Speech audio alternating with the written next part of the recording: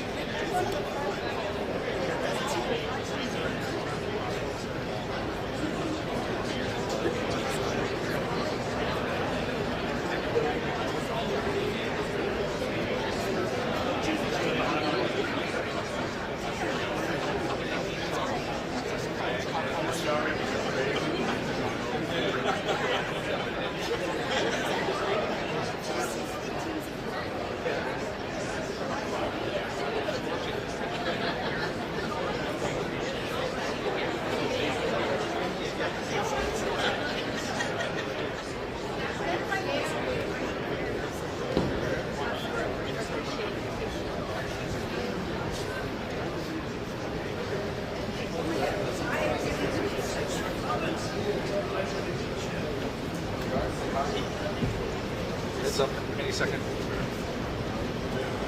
Yes, we are absolutely. Remember, I'm 20-second delay, so you got 20 seconds.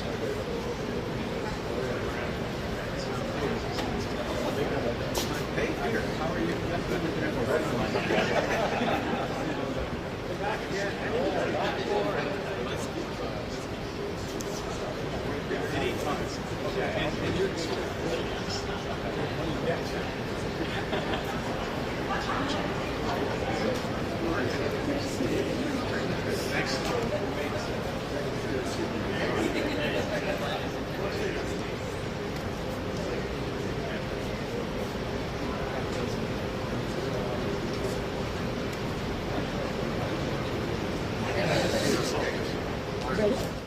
Nope. Good morning. Before we begin, I'd like to acknowledge that we are gathered on the traditional territory of the First Nations of the Williams Treaty. This includes the Mississaugas of Scugog Island, Alderville First Nation, Hiawatha First Nation, Curve Lake First Nation, and the Chippewas of Georgina Island, Beausoleil, and Rama. We respectfully acknowledge that the Indigenous peoples are the original stewards and caretakers of Turtle Island. They continue to maintain this responsibility to ensure its health and integrity for generations to come. We offer our gratitude to the Indigenous communities for their care of and teachings about this land on which we have the privilege to live. As a company, OPG remains committed to developing positive and mutually beneficial relationships with the Indigenous communities that we work with. On behalf of OPG's employees and partners across Ontario, it's my great honor to welcome Prime Minister Mark Carney, Premier Doug Ford, Minister Peter Bethenfalvey, Minister Tim Hodgson, and Durham MPP, and Minister Todd McCarthy. And welcome to all of our special guests, including Mayor Foster and OPG Board Chair Wendy Key.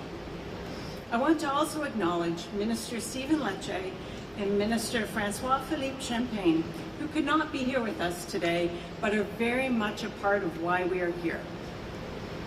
Today, we're standing in front of a life-size mock-up of a nuclear reactor face. It's not representative of a small modular reactor, but it's where our SMR journey began. In this space and on this mock-up, hundreds of skilled trades workers, engineers, and project managers spent hundreds of hours planning and practicing for our Darlington Nuclear Refurbishment Project. With the finish line of this project very much in sight, the $12.9 billion refurbishment remains ahead of schedule and on budget. Beyond the 30 years of reliable clean energy, this project has given OPG so much more. It's honed our nuclear project skills. It's trained and equipped our nuclear workforce. It's reinvigorated the nuclear supply chain and taught us thousands of lessons on how to execute with safety, quality, and efficiency. And probably most importantly now, it gave OPG the confidence to take on SMRs, the first new nuclear build in more than 30 years. It occurred to me that two of Darlington's original units were actually commissioned and came online in 1993, which happens to be the last time the Jays won the World Series, so I'd say that's a pretty good sign. And today, at an adjacent site, work is well underway on the Darlington New Nuclear Project. It will feature 4 BWRX 300 SMRs, with the first unit targeted to be in service by the end of 2030. Once complete, the 4 SMRs will generate 1,200 megawatts of clean electricity, enough to power 1.2 million homes. And more than 80 companies supplying the project will be able to establish themselves as the leaders in the growing domestic and global markets for new nuclear technology.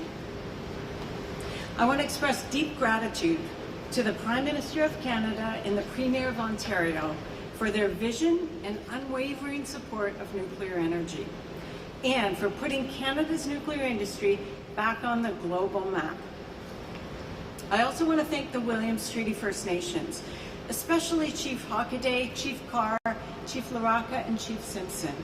We look forward to continuing to work with you to build respective, collaborative relationships. And now let's get to the part of the batting order you're all waiting for.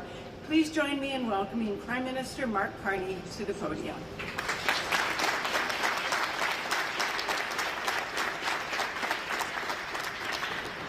Now, which one? We're going to say something very similar, but I might as well use my remarks. Thank you very much, Cole. It is a pleasure to be here. It's a pleasure to be number 2 in the batting order before the slugger comes behind me. It's great to be in Bowmanville with all of you. Premier Ford, thank you for being here. Thank you for your leadership over these years. And let me just say a personal note, I deeply value the partnership that we have forged over the last 6 months in the interests of Ontarians and in the interests of Canadians. We are both focused on building a strong economy. We are laser focused on getting big projects, such as the one we're discussing today, we're launching today, getting those big projects built faster, and together delivering for the people of Ontario.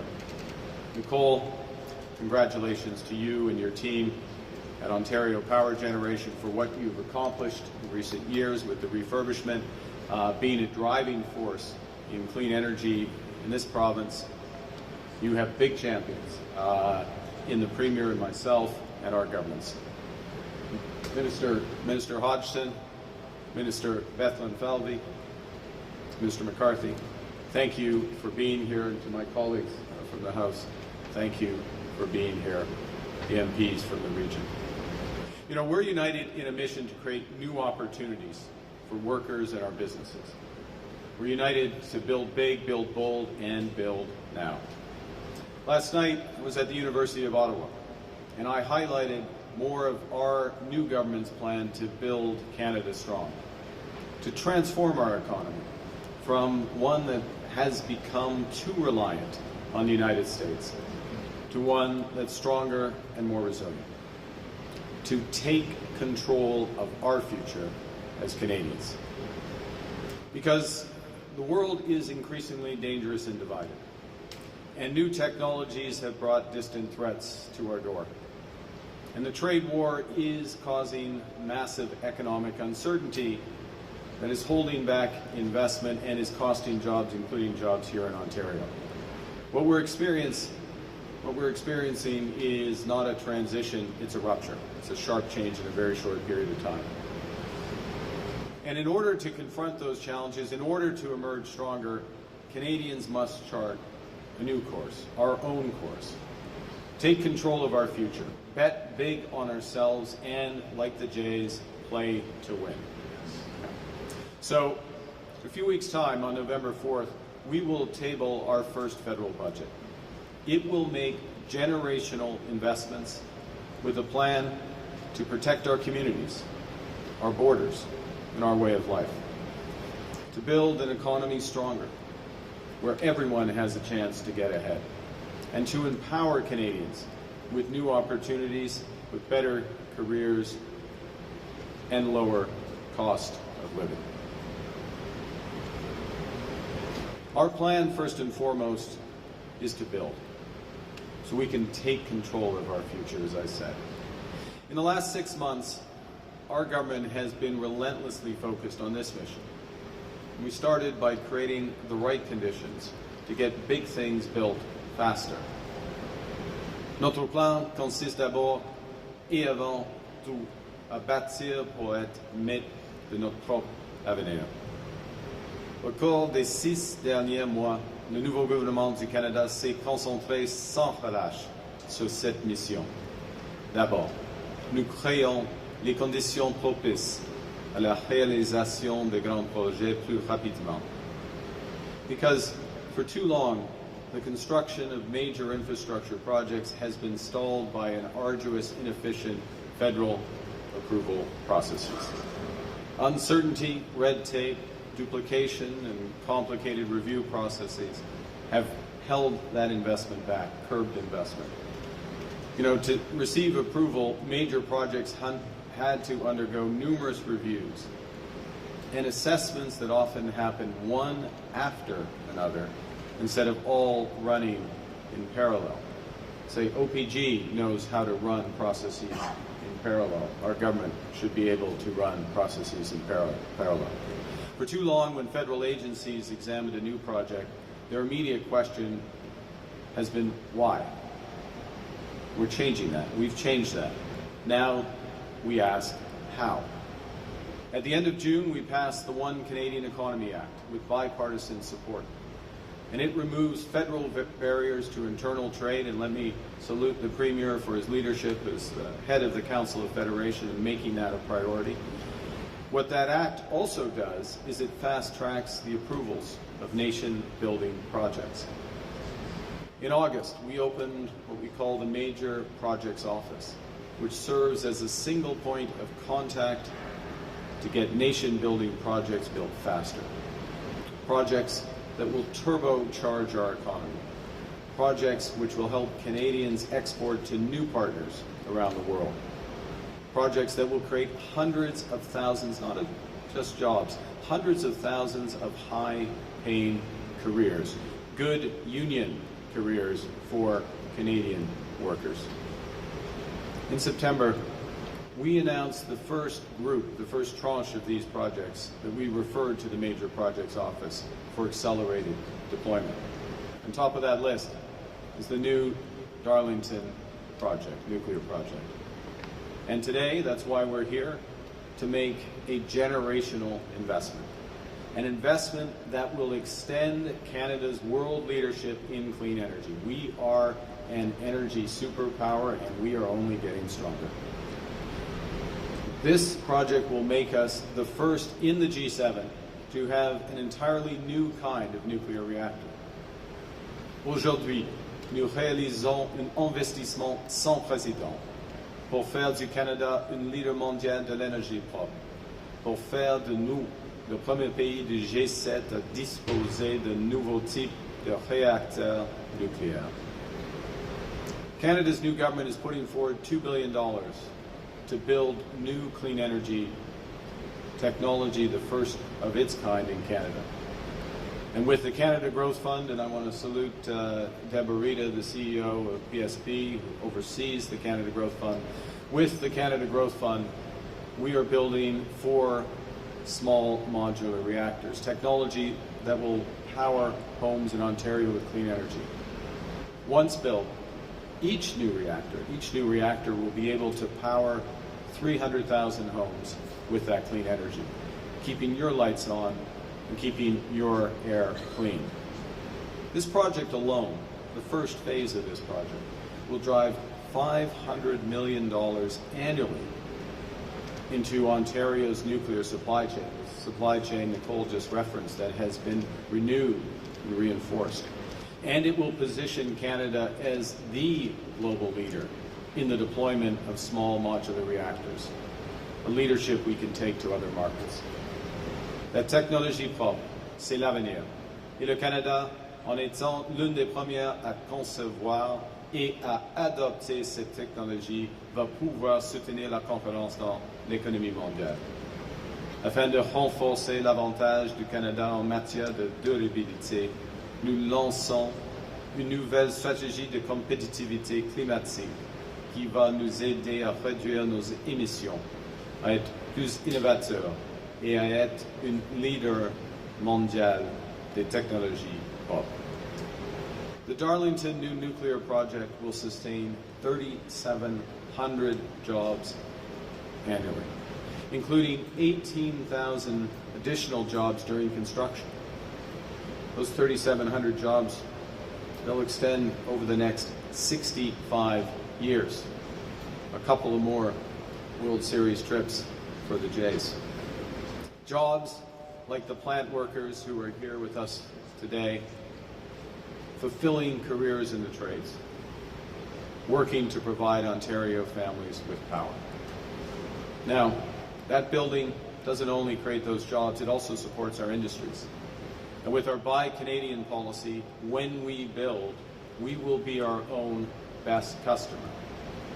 And I want to salute this project because over 80% of the procurement for this project will be from within Canada. Nos grands projets seront réalisés à l'aide de l'acier de l'Ontario, de l'aluminium du Québec et du bois d'œuvre de la Colombie-Britannique. Nous allons les réaliser avec les ressources et des minéraux critiques venant de partout au pays, y compris le Ring of Fire, ce qui va nous permettre de soutenir les industries et les travailleurs du Canada. Quand nous réalisons des projets au Canada, nous aidons les industries canadiennes, les travailleurs canadiens et les familles canadiennes. Now, I open my comments by reminding you that Canada's federal government will table our budget in 2 weeks. And in that budget, we're going to have to make responsible choices, difficult choices, pragmatic choices. We will do less of some of the things we want to do so we can do more of what we must do to build a bigger, better Canada. So we can invest in the infrastructure and the industries that grow our economy. Nous allons faire les investissements nécessaires pour protéger nos communautés, pour que vous puissiez vous sentir en sécurité dans votre quartier. Quand une communauté est sécuritaire, les gens, les familles veulent s'y enraciner, s'y trouver un chez-soi, y avoir une carrière gratifiante et veiller à ce que les enfants aient une bonne éducation. Ces conditions nous aident à nous sentir en sécurité et maîtres de notre propre vie et à comprendre que si on travaille fort, on va réussir. We're making decisions that empower Canadians with better careers, lower costs, and more choices so you can build the future that you want. We're creating high-paying union careers in Canada.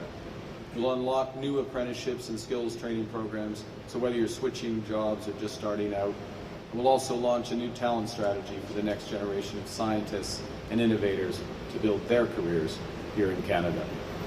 Nous allons miser sur le talent canadien pour que la prochaine génération de travailleurs d'innovateurs puisse faire carrière au Canada. Nous allons créer de nouvelles industries et de nouveaux marchés, et vous aurez donc toutes les compétences voulues pour saisir ces occasions.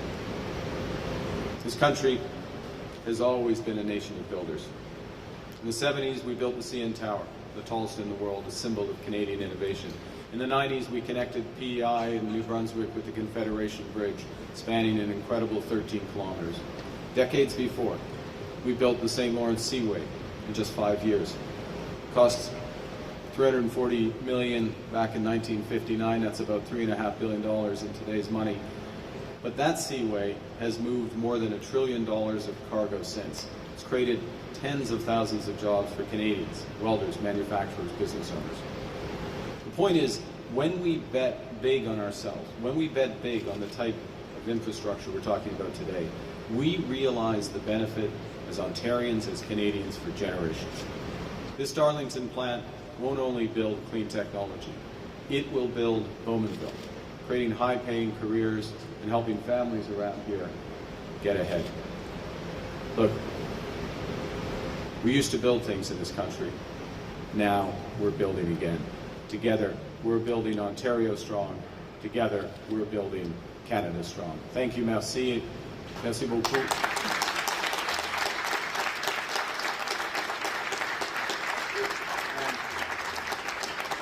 And it's now my great pleasure to give you the Premier of Ontario, Doug Ford.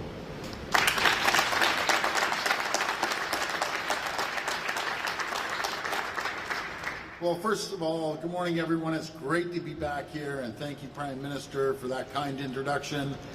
I also want to thank Nicole and all the hard-working men and women standing right behind me and everyone else at OPG. You're all absolute champions. Who keep the lights on in homes across Ontario, as well as 1.5 million homes south of the border. I always say we keep lights on in New York and Michigan and up in Minnesota, and I always say, let's take care of our own first, but we're going to have enough energy, not just to send around the world with SMRs, but large-scale nuclear, send it down south.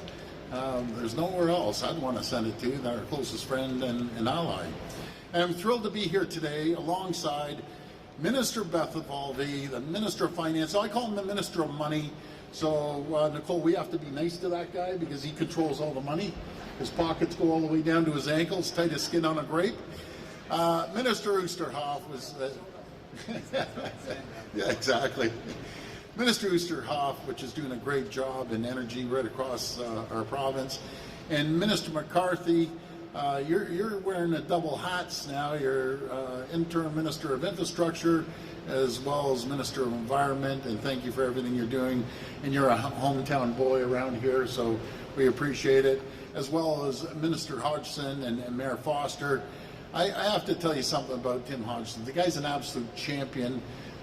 He was a chair of Ontario Hydro. We appreciate everything that you did, Tim. One of his many all-stars. This guy, I'll tell you, didn't they call him killer on the floor? Yeah. Take that same approach to government, Tim.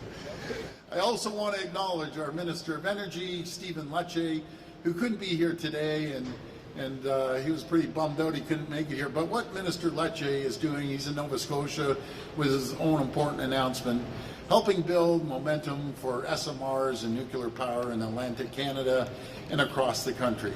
So we can use Ontario's nuclear advantage to build a stronger and more united Canada. Friends, this is a critical moment for our province and our country. President Trump is taking direct aim at Canada's economy, workers, and businesses. It's never been more important for us all to pull together to protect Ontario and protect Canada. by building a more competitive, resilient, and self-reliant economy that can keep workers on the job no matter what.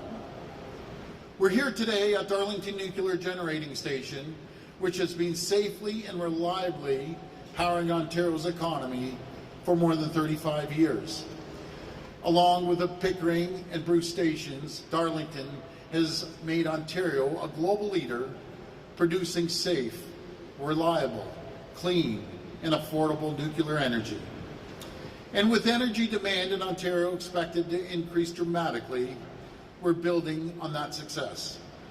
For starters, as the Prime Minister mentioned, we're building the first SMRs in the G7.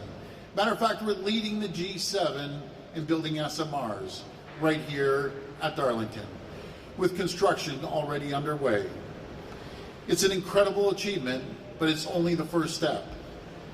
As work continues, I'm pleased to announce that Ontario is investing up to $1 billion through the Building Ontario Fund to support the construction of these SMRs. And I'm absolutely thrilled that the federal government is stepping up with its own investment of $2 billion. It shows what we can accomplish when Canadians work together across provinces and across party lines. I've always said I don't give two hoots what color of stripe people come from, as long as they work together and collaborate together. And I couldn't ask for a better champion than the person right behind me. He feels the same way. And we're going to do powerful things together and give people hope and show them the future of a strong economy. Because when Canadians work together, we can stand up to anything and anyone, including President Trump. Today's a great first step, but it's also just a down payment. To unlock Ontario's full potential, the SMRs being built at Darlington will help create more than 18,000 Canadian jobs during construction and add more than $38 billion to Canada's GDP over the next 65 years. We're also making sure that at least 80% of the project spending goes to Ontario companies, and we're using Ontario products at every opportunity so that Ontario tax dollars support Ontario workers. That includes using steel made here in the province by Ontario steel workers to build the new SMRs. With tariffs and economic uncertainty hammering Ontario's workers and businesses, this is exactly the sort of investment our province needs. But we need to do even more. That's why we have a plan to expand Ontario's nuclear energy capacity and continue making our province an energy superpower, not just in North America or Canada, but around the world. We're already upgrading and refurbishing the large-scale reactors here in Darlington and at Bruce Power, and we're looking to do the same in Pickering.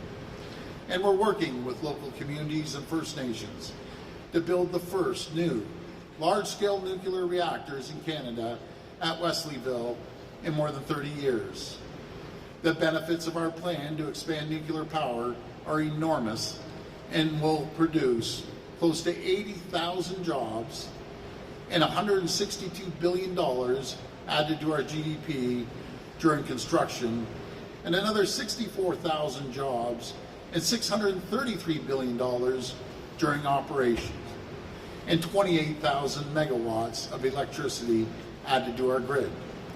That's enough to power 28 million homes, including every home in Ontario, with energy left over to export across Canada and to the US to power millions more. And with tariffs taking aim at Ontario, our plan to go big on nuclear will help impacted workers find new, good-paying jobs right here in Ontario. As Ontario builds new nuclear, we're inviting the federal government, and that's a formal invitation, by the way, Prime Minister.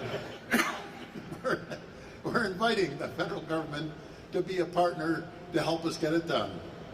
In the meantime, our government is doubling down on our plan to protect Ontario, to make our province the most competitive, most resilient, the most self-reliant economy in the G7, so we can continue to attract new jobs and investments and protect our workers. We're cutting red tape to speed up approvals, and we're asking the federal government to do the same. We're also working with the federal government on a coordinated approach to fund important projects like this one, to bring certainty to governments, to protect our balance sheets, to protect ratepayers, and encourage other partners like the Canadian pension funds to participate and invest in these transformational nation-building projects. I'm going to repeat that. We need the support of the pension funds. So hopefully they're listening. I look forward to working with the Prime Minister to share more information as soon as we can. Our government will leave no stone unturned in our mission to protect workers and families. Here in our great province, we have the talent, the resources, and the energy to stand up to anything that comes our way. We'll deliver on our plan to build a stronger, more prosperous Ontario for decades to come. I want to thank you, and may God bless the people of Ontario, and may God bless the people of Canada. Thank you so much. Thank you very much. Now we're going to the question portion of the press conference. Please name your outlet, your name, and specify the question is to, please. First question, première question. Oui, bonjour, Andréane Williams, Radio-Canada. Ma question est pour M. Carney. I'll ask the question in French and English for my colleagues. If you could answer in both languages, that'd be great. Est-ce que vos rencontres avec les chefs de l'opposition hier ont fait en sorte que vous allez modifier des éléments de votre budget? Did your meeting with the opposition leader yesterday make you decide to modify any part of your budget? Merci pour votre question dans les deux langues officielles même. Et nous sommes dans une situation, comme le Premier ministre de l'Ontario vient de souligner, une situation avec plusieurs défis à cause de la guerre tarifaire américaine. Et il faut agir. Il faut bâtir notre économie, il faut avoir un plan audacieux. En même temps, il faut réduire le gaspillage, la duplication dans les dépenses à l'échelle du gouvernement fédéral. Et on va faire les deux. On va dépenser moins afin que les Canadiens, y compris l'Ontario, puissent investir plus. Ce sera un budget pour le moment. Ce sera un budget avec beaucoup d'ambition. Un budget que rendons-nous mettre chez nous. Et j'invite les partis, d'autres membres du Parlement de voter pour le budget. Et nous sommes ouverts pour les bonnes idées. Pas des chicanes, pas des slogans, mais des bonnes idées afin d'atteindre ces objectifs pour les Canadiens et Canadiennes. Look, as the Premier just emphasized, we face big challenges because of the tariff war. Here in Ontario, I think the term was hammering job. And we're laser focused on having a response that makes us brings control back to be masters in our own home. For the federal budget, that means several things. It means this has to be an ambitious, bold budget that's focused on building this economy. And we will do everything that it takes in order to do that. From reducing red tape to making generational investments that crowd in hundreds and hundreds of billions of dollars of private investment here in Ontario and across Canada, including investment, as the Premier mentioned, I'm sure, from the pension funds of Canada, but more broadly.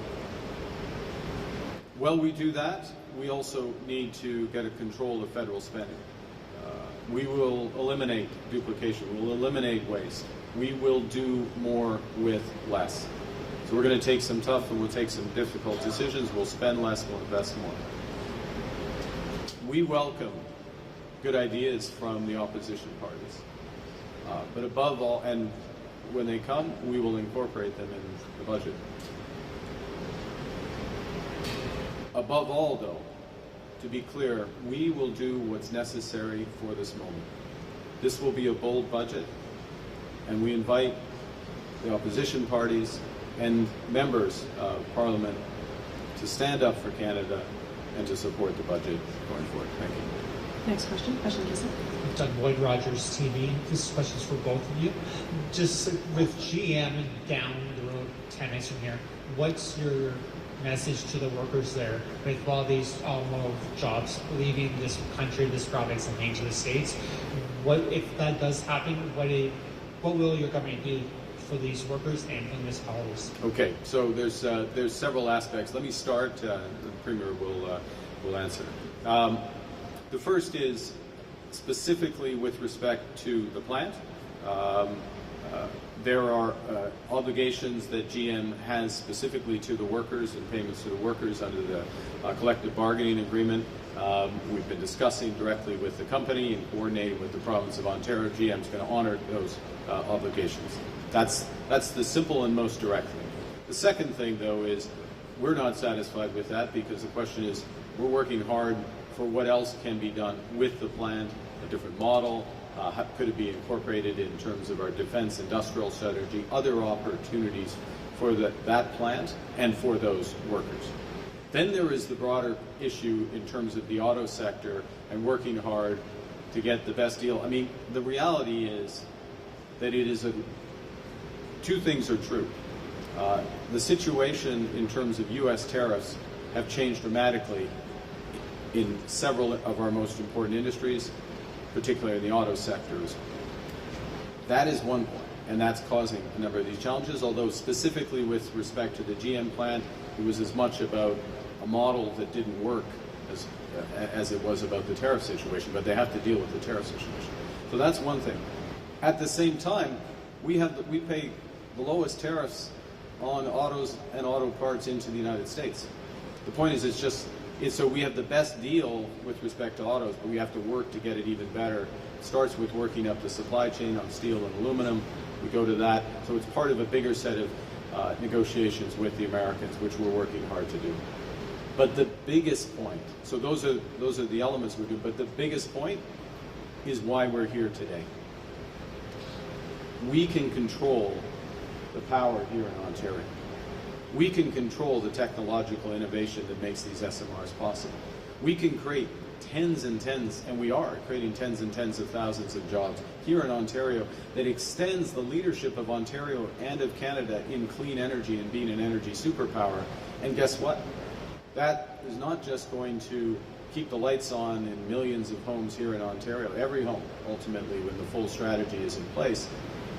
But it's going to attract new manufacturing. It's going to attract new businesses, everything from agriculture to AI, and create those generational opportunities for profits. And that's what we're focused on. At the same time, we're dealing with the immediate issues. And Premier, please.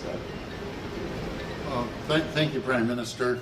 First of all, I'm never going to give up on our workers up in Oshawa or Ingersoll. There's always new opportunities. I remember the last time GM, they closed down.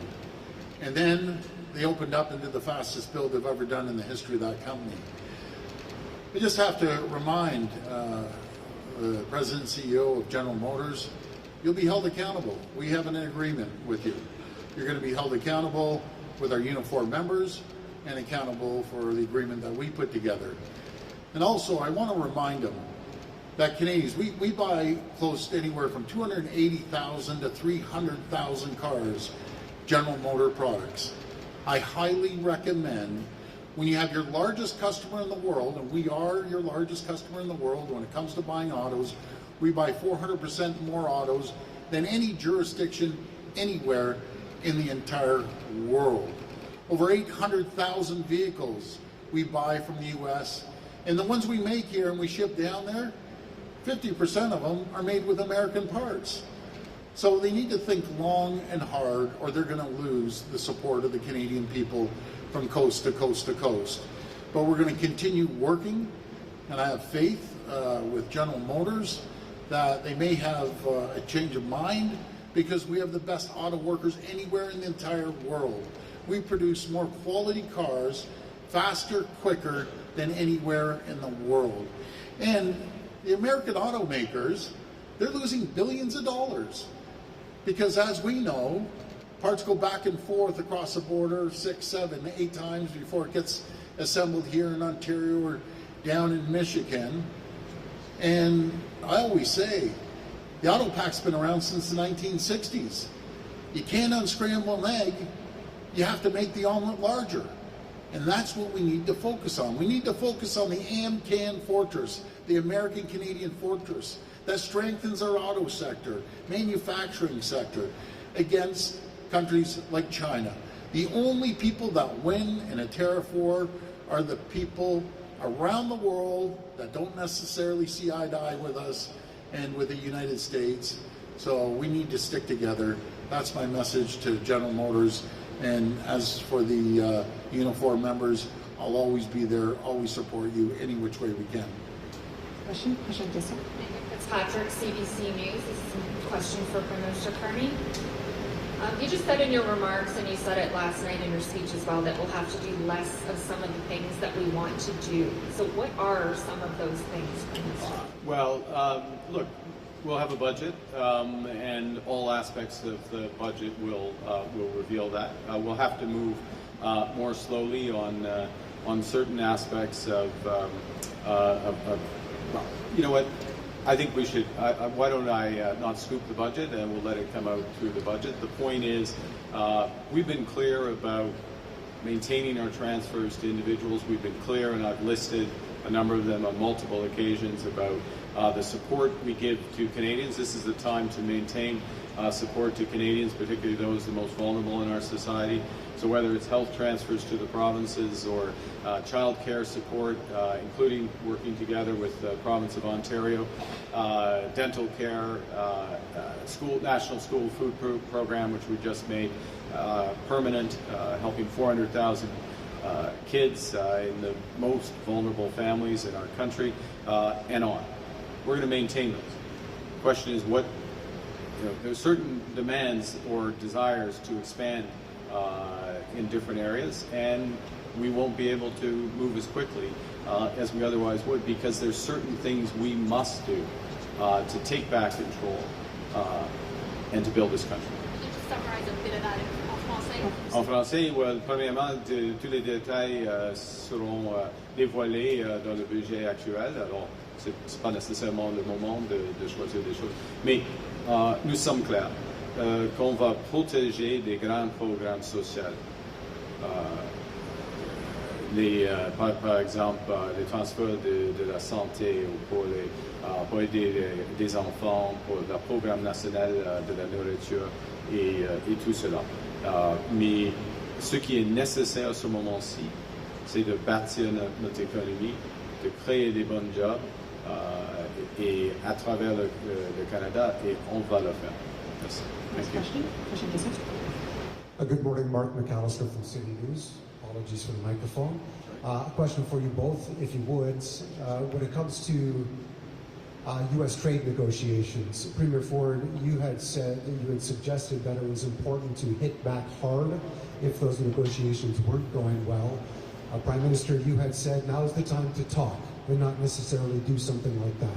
How close are you in terms of making sure you're on the same page in dealing with the U.S. and that you're handling things similarly?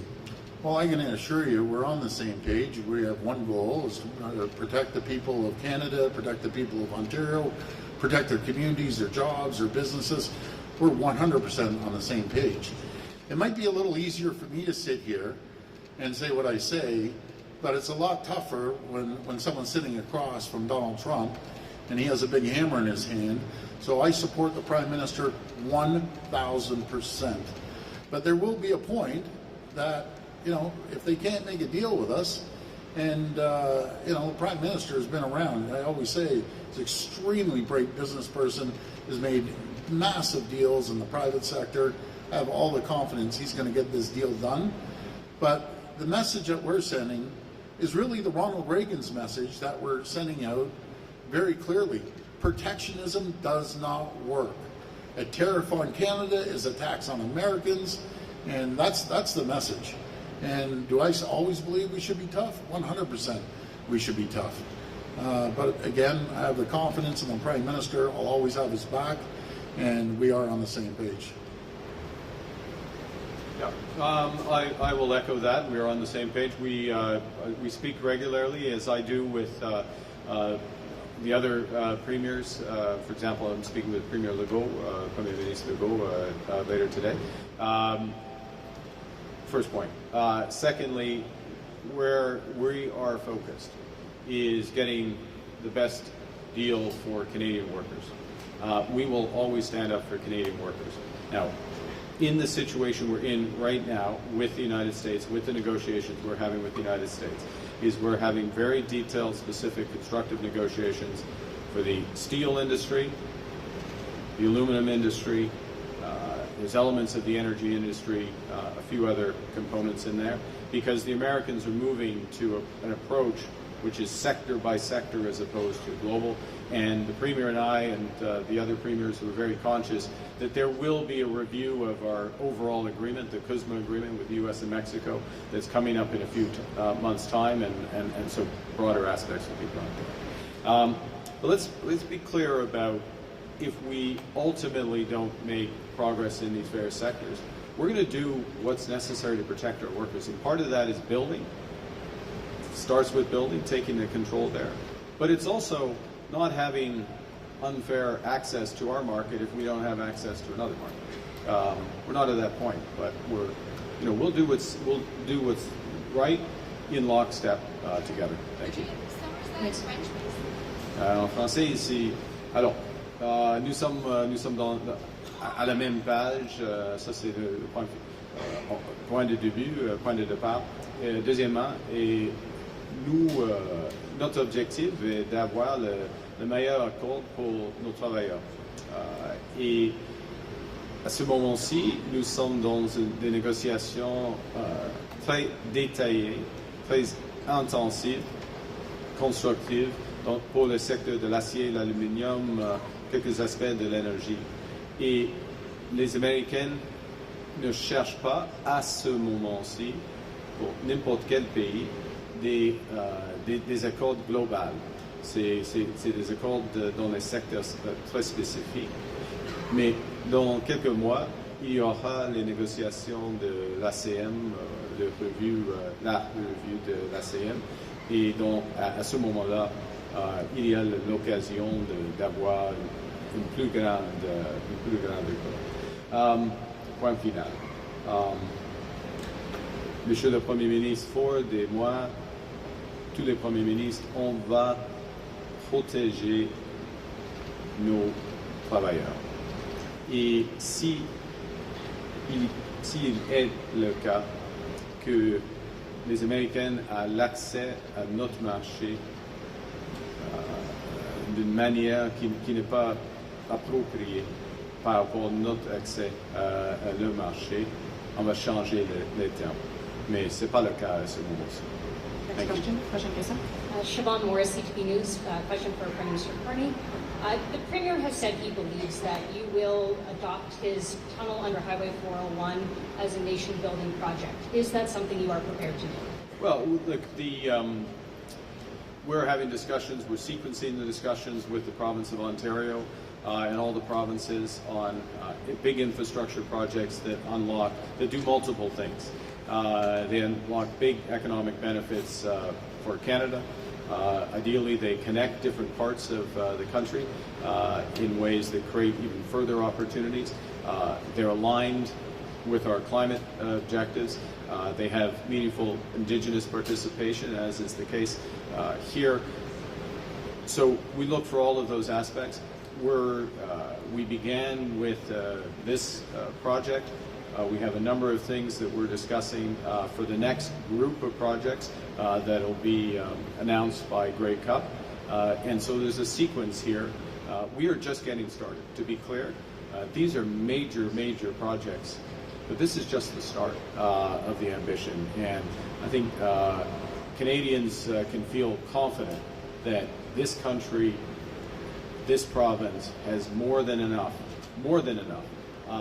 opportunity and ambition and firepower to give ourselves far more than the Americans are taking away, regardless of what happens with the negotiation. Thank you. Next question. Question. Moya Dillon, Metroland. This is for Premier Ford. I was wondering if you have any update or a timeline on completion for the Bowmanville GO extension. Well, the Bowmanville GO, we're going full steam. You want to handle that? Oh, go ahead. There you go. You got to talk to the Bowmanville guy. I'm happy to report that the Bowmanville GO train extension is very much on track, literally and figuratively. So the investment's been made, the commitment was made with the Premier by my side in mid-2022, and I'm fortunate to sit not only at the Cabinet table but on Treasury Board, Management Board of Cabinet. And we are absolutely committed to this extension. It's a part of our overall investment in public transit. It's essential to keep the people of Ontario moving. And Durham region, where we are today in Bowmanville, is one of the fastest growing areas of the province, so it's essential. And Bowmanville gets a lot of attention because it's part of our growth plan. So I look forward to reporting in more detail in the months to come. Thanks very much. Thank you. We'll have time for one last question. Then after this. Good morning, Nathaniel Dove from Global News. My question is mostly for the Prime Minister, but hoping the Premier can weigh in at the end of it. Prime Minister, given your commitment last night to see non-U.S. exports eventually double, how does today's announcement fit into achieving that objective? Have there been any interest or commitments from Europeans on this project? Wondering what the exports would also mean for the Premier. Well, there's a couple. I'll say a couple of things. First, not just eventually double within the next decade, so much more specific. And you set a goal, but you got to have strategies that are consistent with that goal. So part of those strategies that are consistent with the goal are new energy and trade corridors. So Minister Hodgson's here, a series of LNG and other opportunities, reinforcing of the Port of Montreal, Contrecoeur, one of the projects alongside this that we're doing. It's creating more capacity. You're going to see a lot more Grays Bay Port in Nunavut, as well as just so creating capacity so we can export more. You got to do that in order to have it happen. As I say, you'll see more on that. Then what are we exporting more of? It can be critical minerals from the Ring of Fire and building that up. We're working closely in terms of unlocking that enormous potential that is here. It's manufacturing capability that comes here. Let me bring it back to this element. This will further improve the energy competitiveness of Ontario. So yes, it's heating homes, but you've got an energy surplus that's being built in Ontario. Some of that energy can be exported to the United States. Obviously, some is already, and some more could be. But also, if there's better uses of it here at home, for example, for manufacturing, for artificial intelligence development that then gets exported around the world, that's an opportunity there as well. But point that's crucial is this is about also establishing leadership in the technology. And the technology and that expertise housed in the men and women behind me and their counterparts, housed in companies like GE, Hitachi, and the supply chain through here, housed in other elements of the Canadian nuclear, all the way back to Cameco, who will be supplying the fuel. Those are export. That creates a competitiveness in an export for generations, capability for generations. So first and foremost, as always is the case, we're looking out for the workers and the families right here, but the opportunities it creates and the spillover benefits are enormous. So now, having, I don't know if that's a single or a double, but I think I got on base with that answer. And I'm now going to hand over to the cleanup hitter to finish it off. Well, first of all, we have a great minister, Minister Lecce, working well with Minister Hodgson. We've signed MOUs over in Europe. One in particular stands out in Poland. We can, as we ramp the production up over a number of years, we'll be able to ship these SMRs all over the world. But most importantly, we're going to take care of our province. We're going to take care of other jurisdictions across Canada. We can put an SMR up into a mining project rather than building 1,200 kilometers of transmission lines. It will eliminate that, and it'll just make us more competitive around the world. We'll be competitive when it comes to critical minerals and energy. But I always say the foundation of everything we do, be it healthcare, education, infrastructure, is one thing. That's our economy. And without a strong economy, none of us can put money into those other sectors. But I'm 100% confident that we're going to get through this little bump in the road. We're going to be more prosperous, stronger, wealthiest nation in the entire world because we work together. We work collaboratively together. That is key to any success, is when you have two levels of government, and even municipal governments as well, all working together. So I just want to thank Nicole, everyone from OPG. I want to thank the partnership that we built over the last 6 months with the Prime Minister. And as the Prime Minister said, we're just starting. We're going to blaze a new trail from coast to coast to coast, and Ontario is going to play a massive part in it. So I want to thank everyone, and may God bless the people of Ontario. Thank you. Thank you, Mr.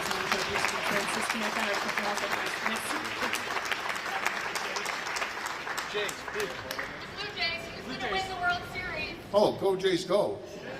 I'm gonna be sitting in my man cave because I'm not paying whatever $1,500 for a ticket. And by the way, those ticket gougers, they're gonna pay the price. We're gonna get to them, but I'm gonna sit out in the man cave and watch the game.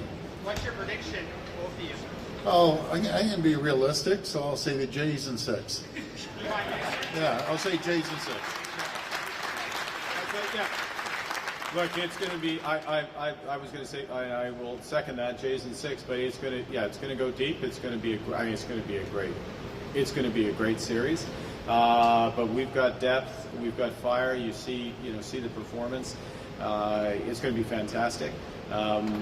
I'll be watching in, I don't know, man caves in Asian. I'll be in Asian man caves for some reason. I've got like the world's worst timed trip. Yes. We have cigars in my man cave. Any bets with the U.S.? Bets with the U.S. It's funny. They haven't called. I think they're scared. I think your leadership is scared. Have you texted with President Trump lately?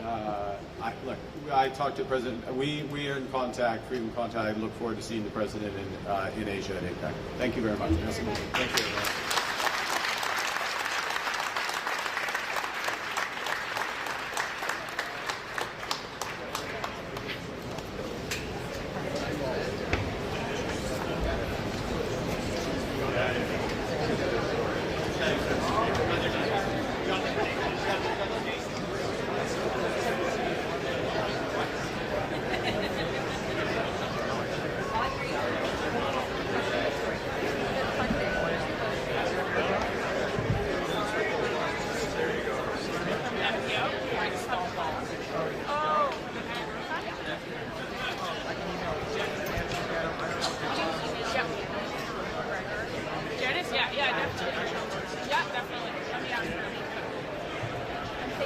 Thank you. You as well.